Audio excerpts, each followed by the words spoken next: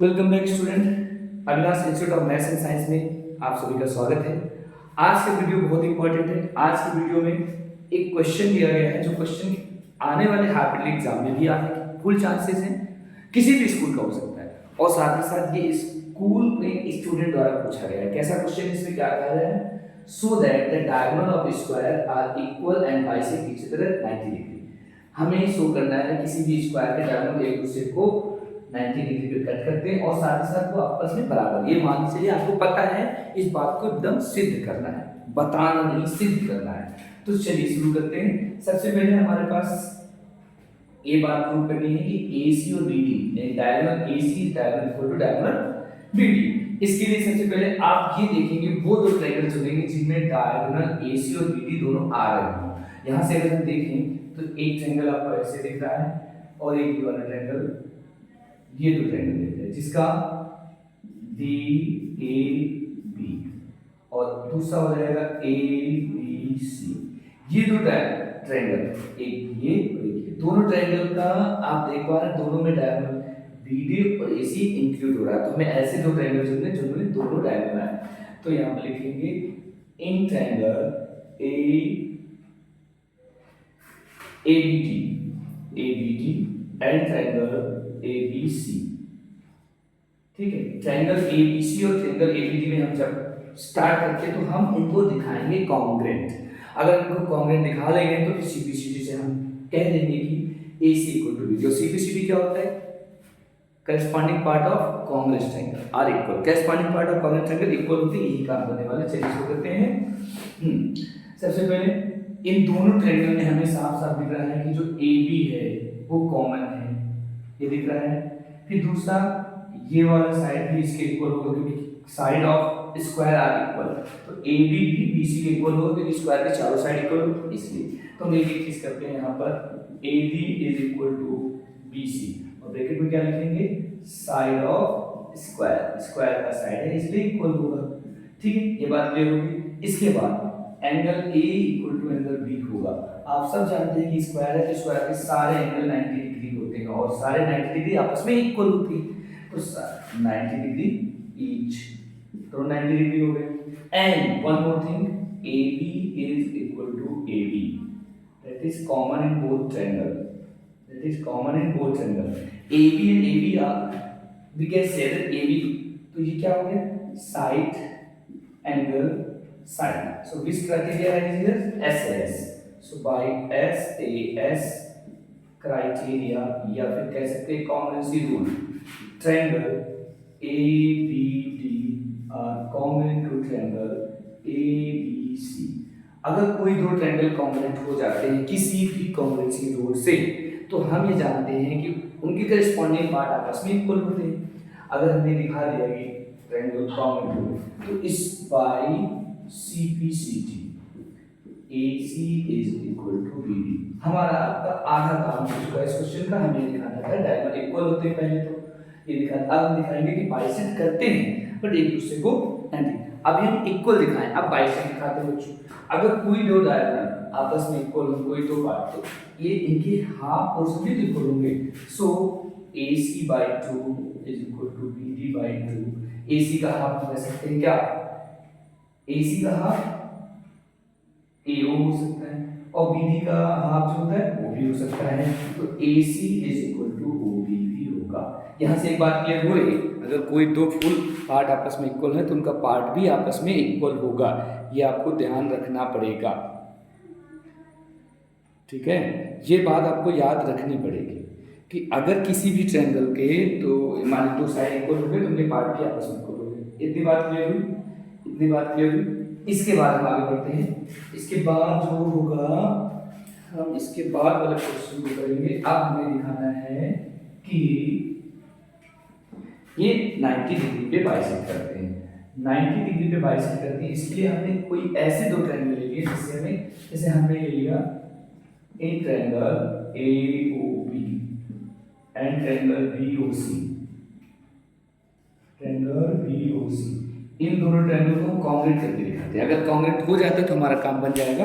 अब जरा इसको ध्यान से देखिए, एकदम समझदारी के साथ समझिए, क्योंकि कई सारे टीचर कई सारे स्टूडेंट गुमराह से रहते हैं कि कैसे किया जाए, तो आप गुमराह नहीं, पहले समझ चुके।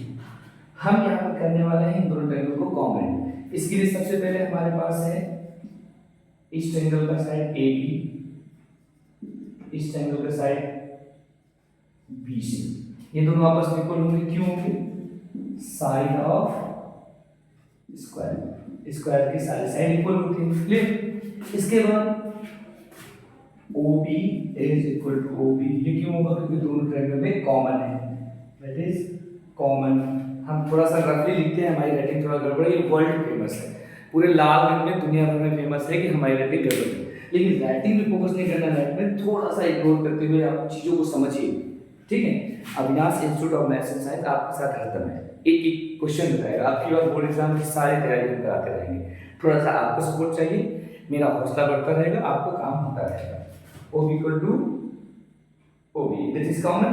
And one more thing, एक चीज और यहाँ पर से दिख रही है, ये हमारा इसकी इक्वल आ चुका है, ये कॉमन हो चुका है, और चूंकि ये एक दूसरे को बाइसेक्ट करते हैं तो इस हिसाब से AO इक्वल टू OC तो होगा बाइसेक्टर पार्ट, बाइसेक्टर पार्ट। तो by triple S criteria triangle AOB is commonest to triangle BOC, AOB और BOC भी कॉमनेंट हो चुके हैं। अब हमें इसको 90 डिग्री केवल दिखाना है, 90 डिग्री दिखा ले जाएंगे तो हमारा काम पूरा हो जाएगा। आप इसको समझिए थोड़ा ध्यान से, ठीक है। यहाँ तक क्लियर होगी बात? आप थोड़ा सा रह गया और आपको समझना, थोड़ा सा पोर्शन और देख लीजिए, क्लियर हो जाएगी बात। देखिए क्वेश्चन को हम और फास्ट जल्दी लिखा सकते हैं, नॉट हम आपको क्लियर कराना चाह रहे हैं। यहाँ तक होगी बात, हमने डायगोनल को इक्वल लिखा, डायगोनल का हाफ इक्वल हो गया। अब हमने इन दोनों तो बाई CPCT से हमारा क्या इक्वल हो जाएगा? ये दोनों एंगल, जिसका नाम हो जाएगा angle AOB, angle AOB is equal to angle BOC, ये दोनों क्या हो गए? इक्वल। हम मान लेते और फिर बचा हुआ पोर्शन हम इधर करा रहे हैं, जिसके उधर नीचे शायद आपको विजुअल ना हो बोर्ड पे, तो ये वाला पोर्शन हम इरेज कर रहे हैं। और यहाँ पर देखिए अब हमने दिखा दिया है कि AOB किसके बराबर है? BOC के। फिर by linear pair at point, which point 2, इस पॉइंट पे लीनियर पेयर लगाते हैं, तो angle AOB plus angle BOC क्या हो जाएगा? 180 degree. But AOC is equal to BOC, तो यानी AOB को हम दो बार लिख सकते हैं, AOB plus AOB equal to 180, 2 into angle AOB equal to 180 और angle AOB equal to 90 degree, 2 से डिवाइड कर दिया। इस तरह से देखो AOB हमारे पास 90 आ गया।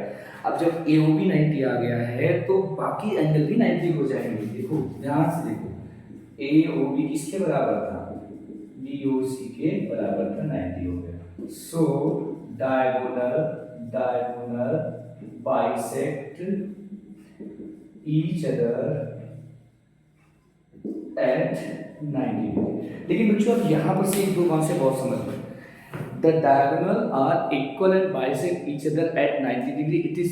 It is proved for square and it is also true for the rhombus, because in rhombus the diagonal are bisect each other at 90 degree. क्या डिफरेंस हुआ दोनों में? केवल एक word, diagonal of rhombus are equal, bisect each other 90 degree, but diagonal of rhombus bisect each other at not 90 degree.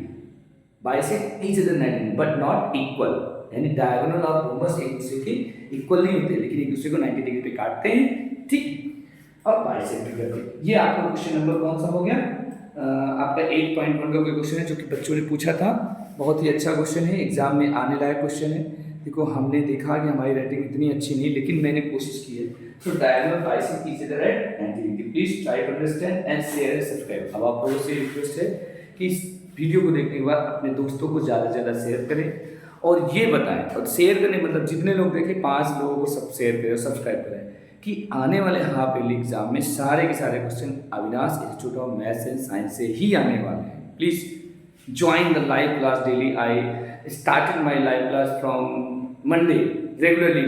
मैं हरदम कहता रहता हूँ शुरू कर रहा हूँ, बट शुरू नहीं कर पाता हूँ कुछ और कारणों की वजह से, लेकिन आप रेगुलरली चालू करेंगे, ठीक है ना। Before exam you got a lot of things for your getting good marks. Okay, thanks for watching. ठीक है, थैंक्स फॉर वॉचिंग।